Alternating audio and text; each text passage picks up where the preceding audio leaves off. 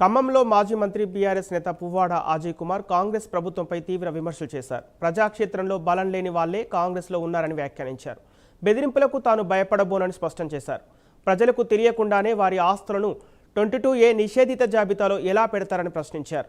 భూముల వ్యవహారంలో 30% కమిషన్ ఆరోపణలపై ప్రభుత్వం సమాధానం చెప్పాలని డిమాండ్ చేశారు. ధరణిలో 9 లక్షల ఎకరాలు నిషేధిత జాబితాలో ఉంటే ఇప్పుడు 1 కోటి ఎకరాలు ఎలా చేరాయని నిలదీశారు.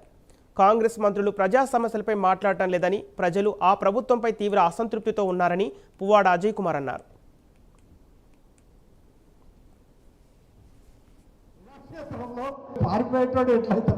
నాయకుడు నువ్వు ఏమన్నా కావచ్చు, గతంలో ఏమున్నా కూడా, అని ప్రజల పక్షాన మేము ప్రశ్నిస్తే మాత్రం వాళ్ళని వీళ్ళని పెట్టి బహుబోగు అనిపిస్తున్నారు.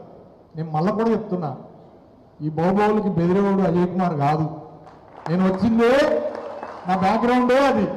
సో నా బ్యాక్గ్రౌండే పోరాటాల బ్యాక్గ్రౌండ్. నేనున్నది పోరాటాల పార్టీలోనే. కాబట్టి ఎవరికి భయపడాలా? ప్రజా పరిపాలన చేస్తామని వచ్చిన వాళ్ళు ప్రజల యొక్క ఆస్తుల్ని ప్రజలకు తెలియకుండానే నిషేధిత జాబితాలో పెట్టడం ప్రజాస్వామ్యమా? ప్రజా పరిపాలనలో కార్యక్రమమా? ఎట్లా పెడతారా మీరు నిషేధిత జాబితాలో?